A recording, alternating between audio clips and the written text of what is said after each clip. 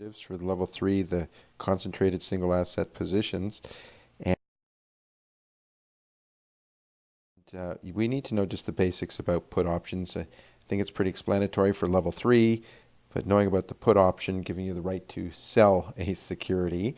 So it gives you that downside protection. And the picture that you need to be aware of here is something that looks like this, with our downside as the stock price moves down, the put option increases in value. That's our gains here. Here's our exercise price, and this is where the option is out of the money.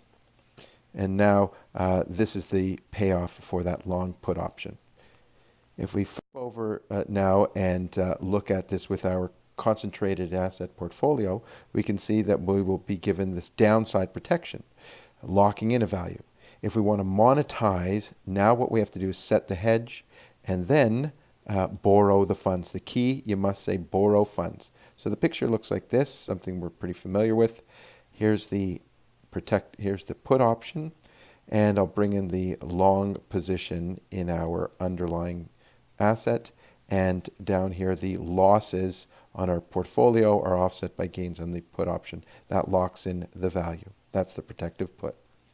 And here's our payoff simply for the long stock. Now, if we put these together, the payoff for a protective put creates the downside protection and yet has upside potential. So I think that's what you may need to take away if you're answering some exam questions. On the other side here, we can now flip over to call options. And the call option, of course, we know gives you the right to buy an asset. And of course, you're thinking the value of that security will be going up. Well, this is the payoff for that long call position, which we know. But what we're interested in is yield enhancement. So selling these call options to generate income.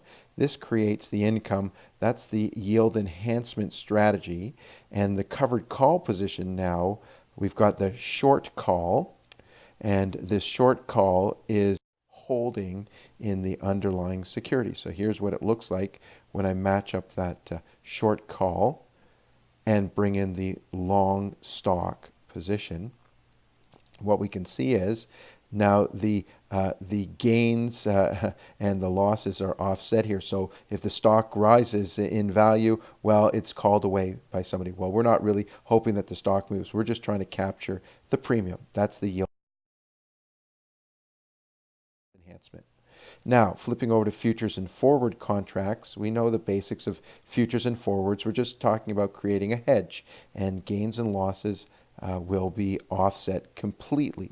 So the picture that we're trying to look at here is a situation where we have a short position and a long position. The green line represents the payoff for the long position. That's our portfolio of assets. And this red line represents the payoff on the short position in a future or forward contracts. And you can see they're symmetrical, so the gains and losses in one side offset the gains and losses in the other. We need to create this type of future-like payoff with puts and calls. So this is referred to as the forward conversion, going long a put and short a call option. And this will create the future or forward-like payoff. So just as a reminder again, here's the short position in a future or forward position. We're trying to mimic this. And now using the puts and call options, going long a put and short a call, here's what we will create. It's the same type of payoff. So here comes the long put, and now we'll bring in the short call, and we create this this range inside here where we create this futures-like payoff. So this is the forward conversion. So you may be asked to create this type of hedge using a combination of puts and calls. So I think that's what you really need to take away, just the basics from this single concentrated asset positions, that reading. And I hope that this helps you.